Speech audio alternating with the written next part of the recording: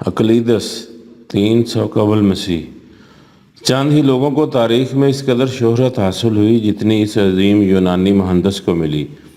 اگرچہ نیپولین، اسکندر اعظم اور Martin Luther وغیرہ کو اپنی زندگی میں ہی عقلیدس سے کہیں بڑھ کر شہرت عام ملی، لیکن وقت گزرنے کے ساتھ ساتھ اس کی مقبولیت میں دوسروں کی نسبت زیادہ اضافہ ہوا۔ اس شہرت کے باوجود ہمیں عقلیدس کی سوانح حیات کے بارے میں کم معلومات حاصل ہیں۔ ہم جانتے ہیں کہ وہ اسکندریہ مصر میں 300 قبل مسیح میں ایک فعال استاد تھا، تاہم اس کی پیدائش اور موت کی تواریخ غیر معلوم ہیں۔ ہم یہ بھی نہیں جانتے کہ وہ کس بر اعظم میں پیدا ہوا اور نہ ہی یہ کہ کس شہر میں، حالانکہ اس نے متعدد کتب تحریر کیں جن میں سے چند ایک ہی باقی بچی۔ تاریخ میں اسے یہ قدر و منزلت اس کی عظیم کتاب عناصر ایلیمنٹس کی بدولت ملی۔ عناصر کی اہمیت اس میں موجود نظریات کے باعث نہیں ہے، اس کتاب میں موجود قریب سبھی نظریات عقلیدس سے پہلے بھی پیش کیے جا چکے تھے۔ عقلیدس کا سب سے اہم کام تو مواد کی ترتیب بندی اور کتاب کی ساخت کی تشکیل سازی ہے۔ پہلے تو مقولات اور مفروضات کے ایک موضوع مجموعہ کا انتخاب کرنے کا مرحلہ تھا۔ یہ ایک دشوار مرحلہ تھا کیونکہ اس میں غیر معمولی قوت فیصلہ اور گہری بصیرت کی ضرورت تھی۔ تب اس نے احتیاط کے ساتھ ان مفروضات کو ترتیب دی تاکہ ہر ایک اپنے پیش رو سے منطقی طور پر جڑا ہوا معلوم ہو۔ جہاں ضروری محسوس ہوا وہاں اپنی طرف سے اجزاء پیدا اور شواہد بھی فراہم کیے۔ یہ امر قابل غور ہے کہ عناصر جو بنیادی طور پر سادہ اور ٹھوس علم ہندسہ کی ایک ترقی یافتہ صورت ہے، الجبرا اور اعداد کے نظریہ کا بھی تفصیلی احاطہ کرتی ہے۔ کتاب عناصر گزشتہ 2000 برسوں سے زائد عرصہ سے نصابی کتاب کے طور پر پڑھائی جا رہی ہے۔ یہ بلا مبالغہ ایک کامیاب ترین نصابی کتب ہے۔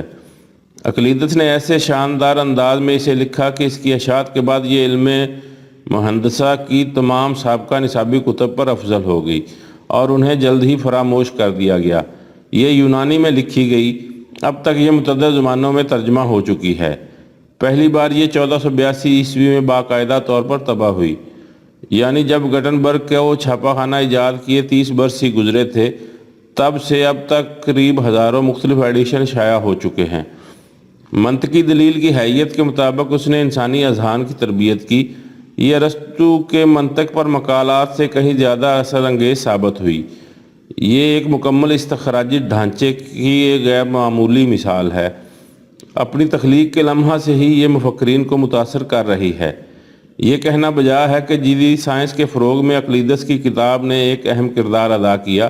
سائنس متعدد درست مشاہدات اور پر اثر مفروضات کے ایک مجموعہ کے سوا بھی کچھ ہے۔ ایک طرف تو یہ جدید سائنس کی عظیم ترقی، تجربیت اور آزمائش کے اشتراک سے پھوٹی، دوسری طرف یہ ایک محتاط تجزیہ اور استخراجی دلیل ہے۔ ہمیں اس بارے میں کچھ زیادہ علم نہیں ہے کہ سائنس کا فروغ یورپ کی بجائے چین یا جاپان میں کیوں نہیں ہوا، لیکن یہ کہنا بہر طور ممکن ہے کہ یہ محض کسی اتفاق کے تحت نہیں ہوا۔ بلا شبہ نیوٹن، گلیلیو، کوپرنیکس اور کیلر جیسی عظیم ہستیاں بے انتہا اہمیت کی حامل ہیں۔ تاہم یہ سوال پیدا ہوتا ہے کہ کیوں مذکورہ بلا شخصیات مشرق کی بجائے بالخصوص یورپ میں پروان چڑھیں؟ غالباً انتہائی بیان تاریخی عنصر جو مغربی یورپ میں سائنس کی تخم ریزی کر رہا تھا وہ یونانی اقلیت پسندی ہی تھی۔ یہ ریاضیاتی علم بھی ساتھ ساتھ رہا جو یونانی وراثتاً چھوڑ گئے تھے۔ یورپی لوگوں کے لیے یہ تصور کے چند ایسے طبعی قوانین ہیں جن سے ہر شے مستخرج کی جا سکتی ہے، یکسر فطری تھا، کیونکہ ان کے پاس عقلیدس کی مثال موجود تھی۔ مجموعی طور پر یورپی اقوام عقلیدس کے علم ہندسہ کو محض ایک مجرد نظام ہی نہیں سمجھتے تھے۔ ان کا خیال تھا کہ عقلیدس کے اصول موضوع اور کلیے ایک حقیقی دنیا کے حقائق ہیں۔ مذکورہ بالا تمام شخصیات عقلیدس کی روایت سے سرشار تھیں۔ ان میں سے ہر ایک نے عناصر کا بغور مطالعہ کیا تھا اور اسی سے ان کے ریاضیاتی علم کی اساس قائم ہوئی۔ آئزیک نیوٹن پر عقلیدس کے اثرات خاص طور پر بہت واضح ہیں۔ نیوٹن نے اپنی کتاب پرنسپیا ہندساتی حیت میں ہی تحریر کی جو عناصر کی حیت سے مماثل ہے۔ تب سے دیگر اہم مغربی سائنسدانوں نے یہ ثابت کر کے عقلیدس کی تقلید کی ہے کہ کس طرح ان کے نتائج ابتدائی مفروضات کی ایک ہی مختصر تعداد سے منطقی طور پر منطبق کیے جا سکتے ہیں۔ برٹرینڈ رسل اور الفریڈ نارتھ وائٹ ہینڈ جیسے ماہرین ریاضیات اور سپنوزا جیسے فلسفی نے ایسا ہی کیا۔ چین سے موازنہ خاصا عجیب ہے۔ صدیوں تک اس کی ٹیکنالوجی یورپ سے بدرجہ بہتر رہی، لیکن چینیوں میں اقلیدس کا ہم پلہ کوئی ماہر علم ہندسہ کا پیدا نہ ہوا۔ نتیجتاً چینی کبھی ریاضیات کی وہ نظریاتی حیت نہ پا سکے جو مغرب کو حاصل ہوئی۔ چینیوں کو عملی علم ہندسہ میں بڑا عبور تھا، لیکن ان کا یہ علم کبھی استخراجی طریقہ کار کے ذریعے تشکیل نو نہیں پا سکا۔ 1600 عیسوی تک اقلیدس کا چینی زبان میں ترجمہ ہی نہ ہو سکا۔ پھر چینیوں کے لیے علم ہندسہ کے استخراجی نظام کے تصور سے مانوس ہونے میں بھی صدیاں بیت گئیں، اور جب ایسا نہ ہوا، چینی سائنس میں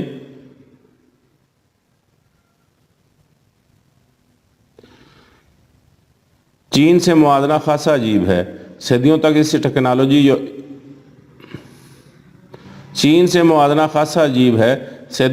کی ٹیکنالوجی یورپ سے بدرجہ بہتر رہی، لیکن چینیوں میں اقلیدس کا ہم پلہ کوئی ماہر علم ہندسہ کا پیدا نہ ہوا۔ نتیجتاً چینی کبھی ریاضیات کی وہ نظریاتی حیت نہ پا سکے جو مغرب کو حاصل ہوئی۔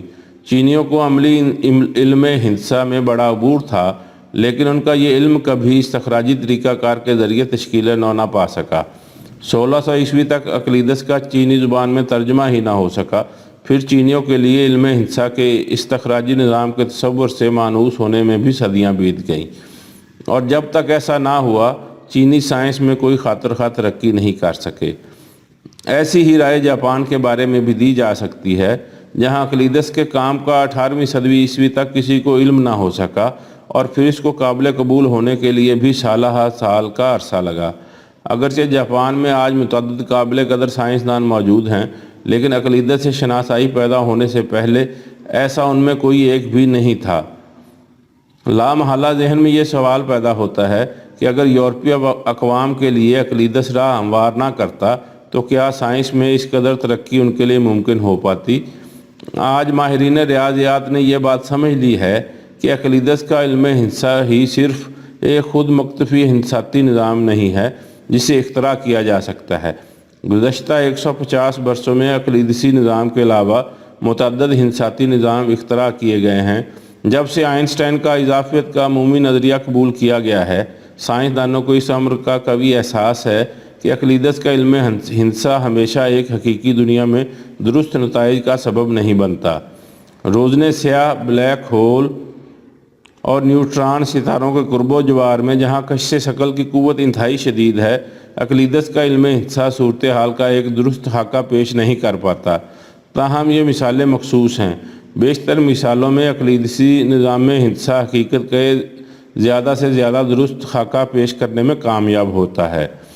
انسانی علم میں موجودہ ترقی کسی بھی صورت میں اقلیدس کی عقلی برتری کو کم نہیں کرتی، نہ ہی ریاضیات کی ترقی میں اس کی تاریخی اہمیت میں کوئی تخفیف کر پائی ہے، اور نہ ہی اس منطقی ڈھانچے کی استواری میں حائل ہوتی ہے جو جدید سائنس کی بڑھوتری کے لیے ضروری ہے۔